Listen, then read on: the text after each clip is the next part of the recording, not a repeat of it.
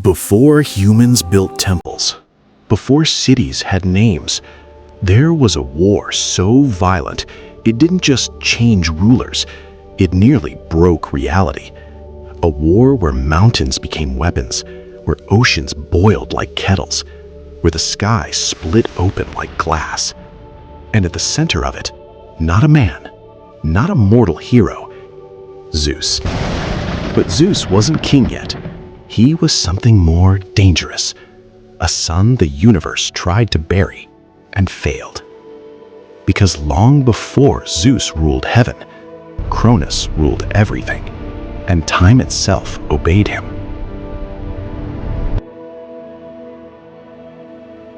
Cronus wasn't just a ruler. He was the Titan King, an ancient force older than the world's memory. He sat on a throne carved from cosmic stone, surrounded by broken worlds and drifting mountains, like trophies. His skin looked like volcanic rock, his eyes glowed like molten amber, and in his hand, a sickle forged for one purpose: to take power. Because Cronus didn't inherit his throne, he stole it. Long before Zeus existed, Cronus overthrew his own father, Uranus, sky itself. He attacked the heavens with betrayal, and the Titans crowned Cronus as their king. So for an age, Cronus ruled the universe with absolute control. He didn't just command armies, he commanded order, time, creation, fate's rhythm. But then something entered his throne room that no weapon could kill. A whisper, a prophecy.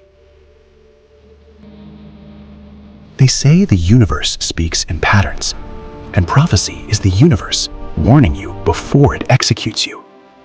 One day, in the stillness of Cronus's reign, golden symbols began swirling in the air.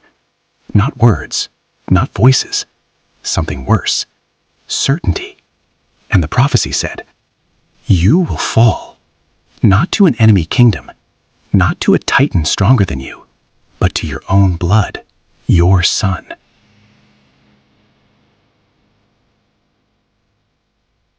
Cronus didn't laugh. He didn't question it, because the only thing more powerful than a Titan king is fear inside a Titan king. So Cronus did what tyrants always do when fate threatens them. He tried to eat the future. Every time his wife Rhea gave birth, Cronus took the child and swallowed them, one by one. Hestia, Demeter, Hera, Hades, Poseidon, gone. No graves, no mercy, just silence. Because Cronus believed if he could destroy the prophecy, he could control destiny. But fate doesn't die, it hides. And Rhea, desperate, furious, broken, saved one child. A baby she didn't just protect, she prepared. His name was Zeus.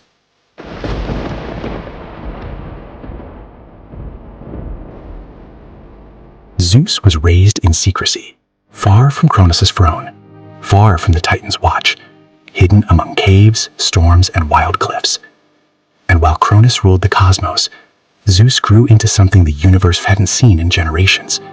A god with purpose, not just power, direction. Because Zeus didn't want a crown, he wanted justice. He wanted his swallowed siblings back. And Zeus understood a brutal truth. You don't defeat a tyrant by challenging his strength. You defeat him by breaking his control. So Zeus returned, not as a child, as a storm wearing a body. He confronted Cronus and forced him to release the siblings he swallowed. Some versions say it was a poison. Some say it was divine trickery. But the result was the same. Hades returned. Poseidon returned. The others returned, alive, breathing, angry. And that moment, the moment the swallowed god stepped back into existence, the universe felt it. Because it wasn't just a family reunion, it was a declaration. The rebellion has begun. But Zeus didn't stop there, because Cronus had titans, an army older than creation. So Zeus went even deeper, beneath the earth, beneath the underworld, to a prison even the gods feared to name, Tartarus. And in that darkness, he freed the forgotten monsters. Deep in Tartarus, chains the size of rivers held ancient beings, not gods, not titans, something more primal. The Hecatoncheires, 100-handed giants, built for war. Their bodies looked carved from stone. Their eyes glowed like ancient suns. They had been buried because even titans feared them. But Zeus didn't fear them. Zeus needed them. He raised his lightning and shattered the Titan-forged chains. The ground shook, pillars broke, dust rose like smoke. And from the darkness, the giants stood, roaring, hungry, awakened. And for the first time in existence, Cronus had a real problem. Because now Zeus didn't just have siblings, he had monsters. And when Zeus returned to the surface, the world didn't step into war, it fell into it. This wasn't a battle, it was apocalypse. Cronus unleashed the Titans, beings taller than towers, skin like stone, eyes like molten fire, armor like ruined empires. They marched like the universe belonged to them. And Zeus answered with lightning. Not small bolts, not storms, but strikes so powerful the air tore open. Reality cracked, the sky split like glass. Mountains were ripped from the ground, and Hecatoncheires lifted them like stones and hurled them across the battlefield.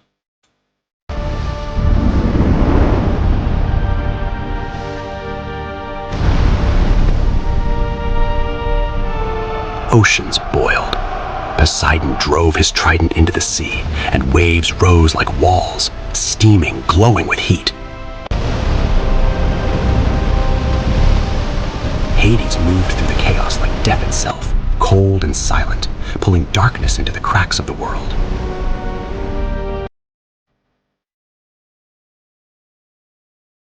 And above it all, Zeus, blazing. His lightning didn't just strike enemies, it rewrote the balance of power. Every time Zeus raised his hand, titans fell back. Every time Cronus swung his sickle, the earth screamed. The battle shook the world for years.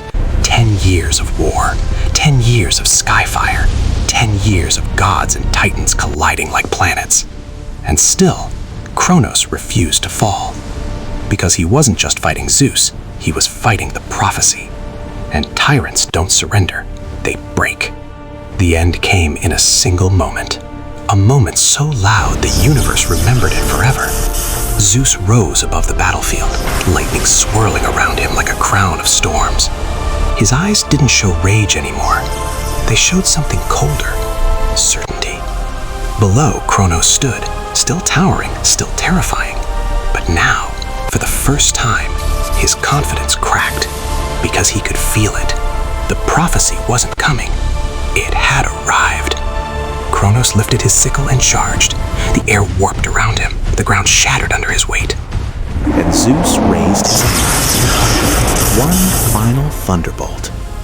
Not a weapon, a verdict. It crashed down like divine judgment. Blue-white light swallowed the battlefield.